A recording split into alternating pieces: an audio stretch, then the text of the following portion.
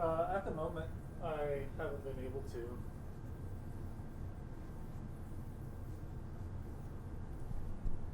Did you get hurt or something? Well, constantly, but that's not mine. Here it is. Actually, do you want to count down so I know where we're at in the video? Because I always forget to do that. You're good. 3, 2, 1, go. Hell yeah. All right. Dude, that was a countdown. Oh yeah. Very theatrical, very authentic. So, what was your first record? And I'm pretty sure we've already had this conversation once before, but what was your first record? It is so hard to remember what my first record was. I know my first 5, but my first one, I think it was KG Elephant. Okay. So Yeah. was it gifted to you, or were you given your first record? I'm sorry. Was it gifted to you, or did you go out and get it yourself? No, I bought my first record. Nice. I don't think I was gifted a record until I was like 2 or 3 years into collecting records. Okay. Nobody took the hint. Not one person. Oh, that's awesome. So is that Kanye album your newest album that you've gotten so far? Yes, my because that's not supposed to be a thing. The Kanye album. So how'd you get it?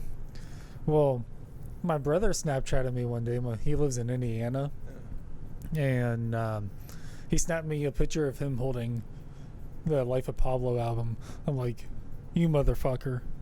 That's the most AI picture you could have sent me. There's no way that's real. Yeah, I'm like, you're not supposed to have that. I don't even have that. Then I was like, if you have the chance, dude, go back to where you got it, get another one, and I'll send you the money. And next time you come, I'm gonna get that record from you. Yeah. But then he just gifted it to me. Oh, dude, that's Yeah. a flex right there. Yeah, I haven't got to play it yet. I can't wait though. Do you know if that's like a limited run or anything? That? Yeah. That's bootleg. Good enough. Yeah. Yeah, I didn't buy it, so I mean, shame's not on me. Hey, at the end of the day, you have like a Pablo record. Yeah, and my conscience is clean.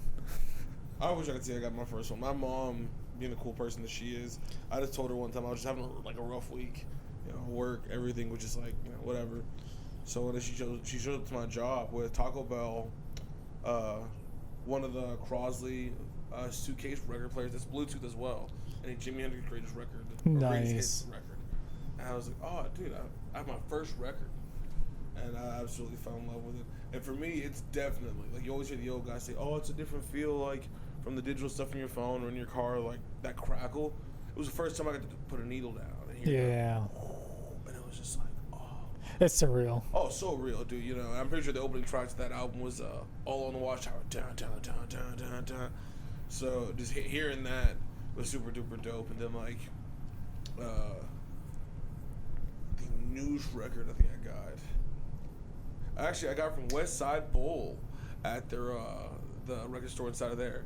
I've got like this small obsession with like young Aretha Franklin, like when she was in her early 20s. Yeah. She's had a whole big career, but it's a young Aretha Franklin album, and I just I don't even know which one it was. I just know it's young Aretha Franklin. I had to get it, so that's like my most current one. I just had to have. Did you ever like? What was your like holy grail moment of like just going through records or something like you just seen a record and it's like I have to have that now. Yeah. So there's a couple of records that I've contemplated just getting, like going to Jeff at Record Connection and just being like, dude, could you order this for me? Yeah. But there's this record by The Who, by The Dots. Okay. I love that album. There's not a bad song on that album. What's the biggest single off that record? Fuck. Come on, Imagine come a on. Man, Squeeze Box. Oh, dude, I love that song. Da, da, da, da, da. Good song. Yeah, there's a couple. No, I mean, I think every song on that album is really good. But, yeah, I was waiting so long to find this album, and I was getting so close to being like, dude, just order this for me. Then I was flipping through some bins, and it was in there, and it was mint condition, original pressing. So how do you know? Like, and I should know this about records. Like, how do you know like what's like original pressing? What's the difference between original pressing and what's pressed now? Like, which is like the production of it? Yeah. So, um, like an original pressing, I don't. I think it would just depend on the popularity of the album and how long they sell that pressing for. Then stop that run. Okay. Then after that, it would just be Mass reproduction. Yeah. Okay. I just think the idea. I mean, granted, it's kind of like. I feel like a couple thousand that would be in a original What's pressing. the rarest album you own?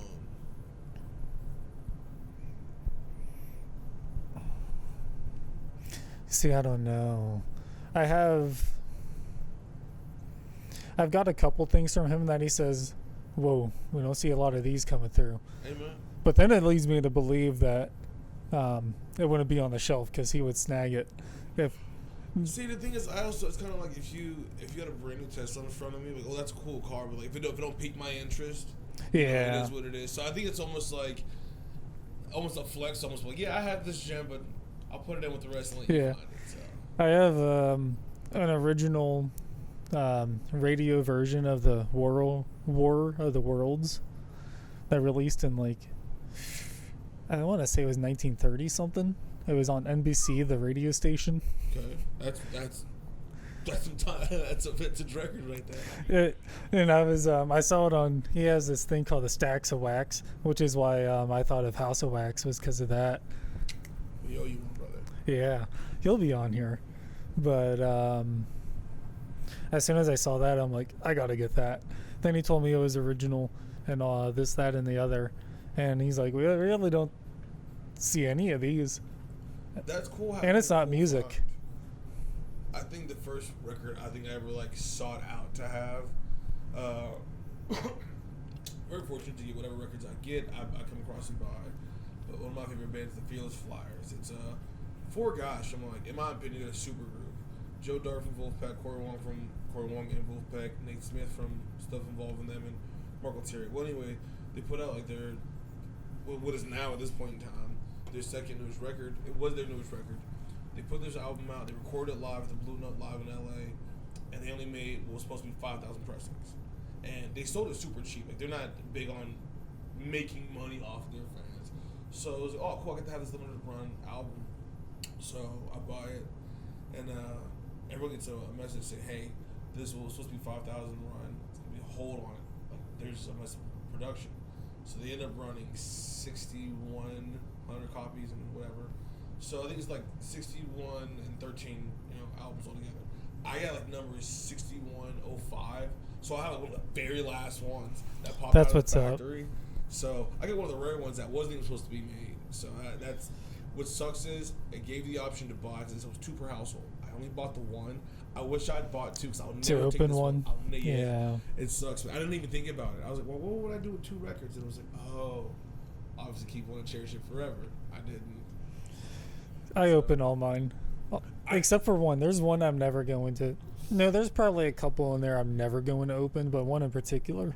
You might not like this, but you got me Foods for, was that Christmas or my birthday? You got me an MF Doom record. Oh no, I did, yeah. It was a double LP, and dude, as much as I love the record, I haven't even opened it yet. That's fine. Because there's just part of me that's just like, well, for one, because I'm pretty sure like the original one is just a standard LP. This one has a couple bonus tracks and whatnot on, so it's like, yeah, it's the dope. It's the dope version of it. So I think eventually I will get to it, but like if I want to crack one open, for me to crack a record open, that's when I want to crack a beer open, sit down and actually listen to, not just background music. Bro, so. You should bring it over here whenever I get the system fixed. That would be beautiful. Because I'm gonna have all new speakers in them and everything. Yeah, all new everything. I don't know how much that's gonna run me though. Probably not cheap. Dude, well, one of these days this podcast will pay for it all. Yeah. Dude, What's an let's see. If you could,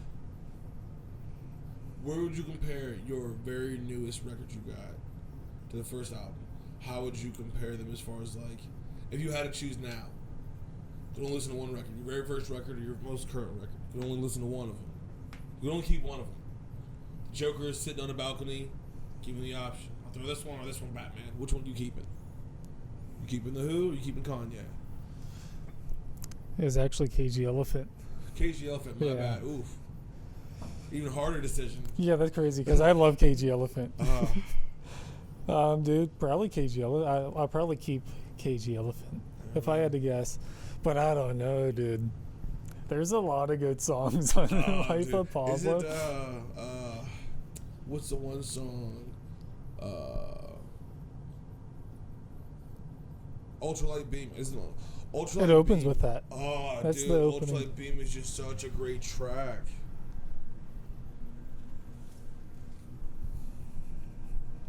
Yeah, The Father, Stretch My Hands. Those are really good. Random fact. So I don't know who the woman Famous. is in the Ultralight Beam, but I will say that She has an amazing voice. amazing voice. The last It might be person to Marcus King. speak- She sounds lovely. But She sounds like a sweet ginger. a sweet redheaded, the top land ginger at that. The very last person to speak on the ones that's giving the speech, his name's Kirk Franklin. He's a gospel singer. He's one of my mom's favorites. Yeah. So I never thought that I would hear Kanye and Kirk Franklin on a record together. So that was groundbreaking alone, dude. Famous. I mean, come on. Highlights. St. Pablo, obviously, Fade, Part 2.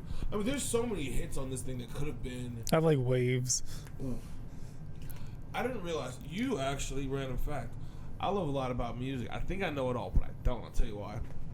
Me and this man were talking about Kanye one time, Yes, sir. and I was like, "Yeah, but I don't know about Kanye's beats." And he was like, "No, Kanye produces his own beats. Kanye makes his own music. Kanye's produced other artists' albums." And I was like, "What?" I thought Kanye was just a rapper. I didn't realize how heavy he was in the industry. He's also in a super group Ooh.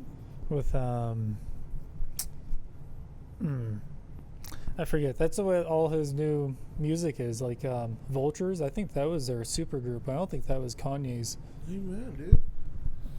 Well, shout out to Kanye, dude. I hope everything gets better for you, brother. I know everything's not great up there, but we love you. We miss the old Kanye. You know? Yeah, That's all I'm gonna say. straight from the gold one. Yeah. But no, dude. There's something about collecting a record. Kanye should have got Kim that hot tub.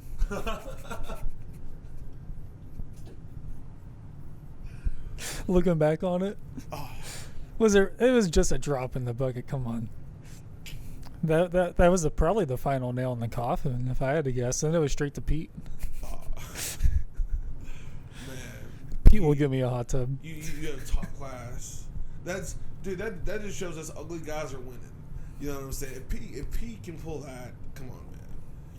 He had it. I don't think he has it no more. I don't know who has it now. He had it. Listen, he had it. That's one for us. That's one for the ugly guys. You know what I'm saying? If it was for a day, a year, a decade, shout out for us. And he had some beef with Kanye along the way, which is always a plus. I think it was more Kanye had beef with him. I think Pete was minding his own business. Pete was just man. there. Imagine being minding your own business and a model comes into your life, and then you have one of the most influential rappers or artists or whatever. Just you're on his scope. That's got to be wild. 21 Grammys. Oh, that's a lot. Has Marcus King ever won a Grammy? If not, he should. Dude, he's on his way. He's definitely on his way. I know dude has made a very, very heavy mark. You got a few Marcus King records, don't you? Yeah, I have the one with Goodbye Carolina. That what's it called? I forget. Excuse me, bless me. Bless you. Thank you. I have a couple of his newer ones too.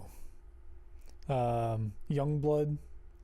I think that's the name of the album. I could be mistaken. I have another one, but I keep forgetting the name of it. If you guys get the opportunity, check out Marcus King, and then also listen to the lady in the song Ultralight Beam. Tell me it's not the same person. They're two different people, I can promise you, but you can't tell the difference. It's the same amount of soul.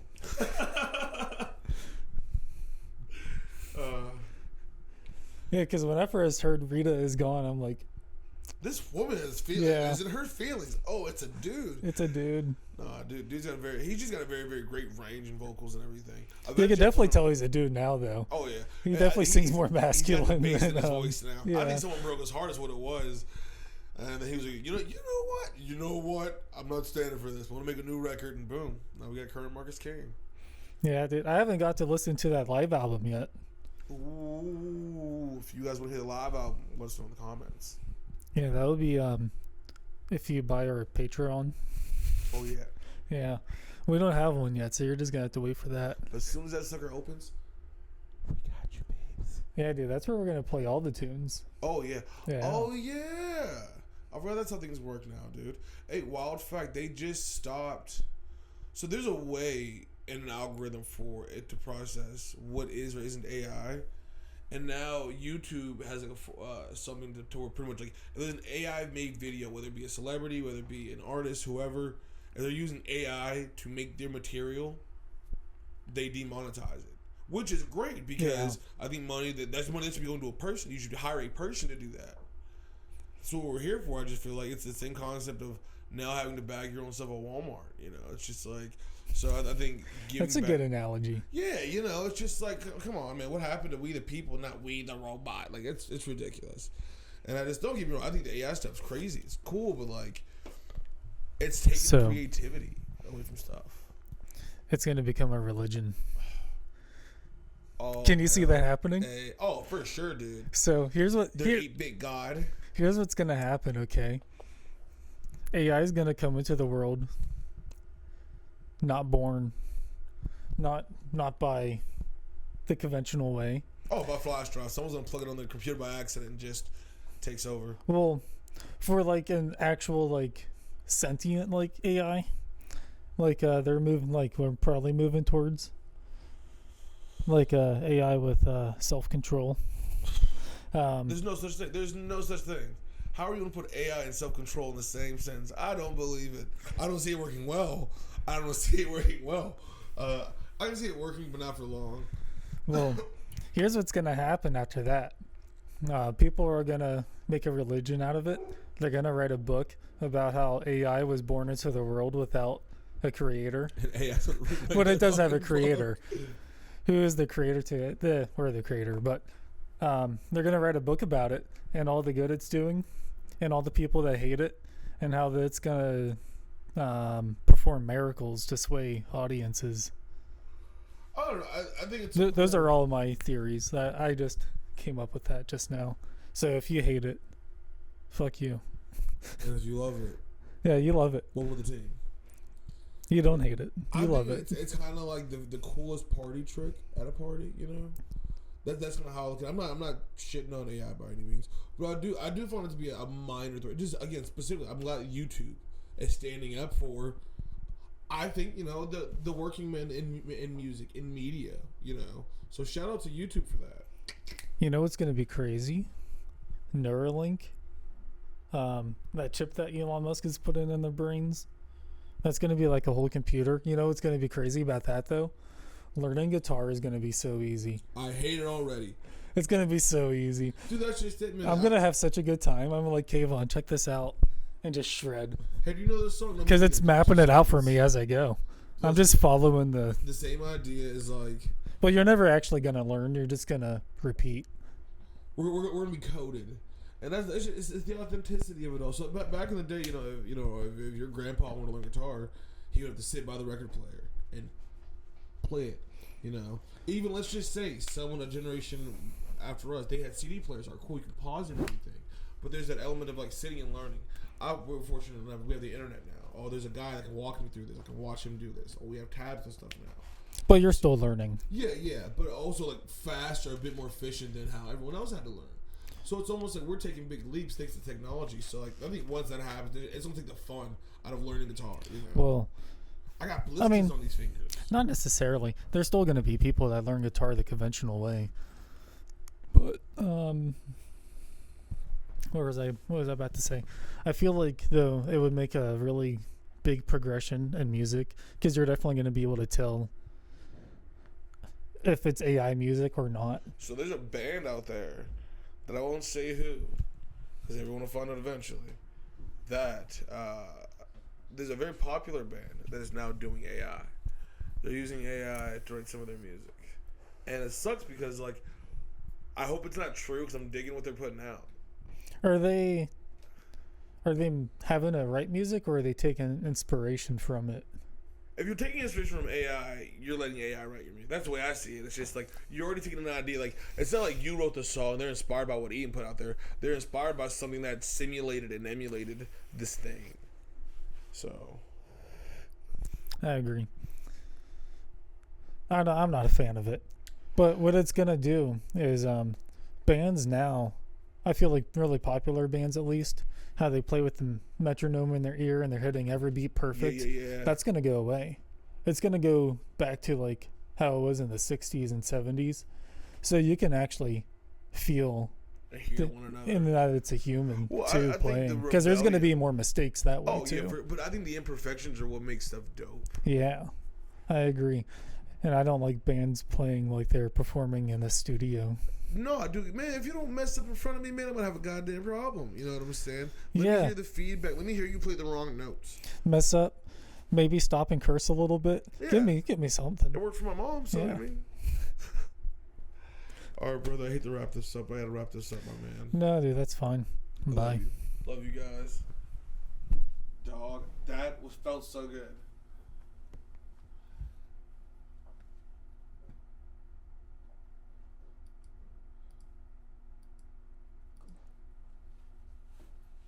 If you don't have a logo yet, I can ask my buddy to kind of come up with one, or send you a few demos if you like.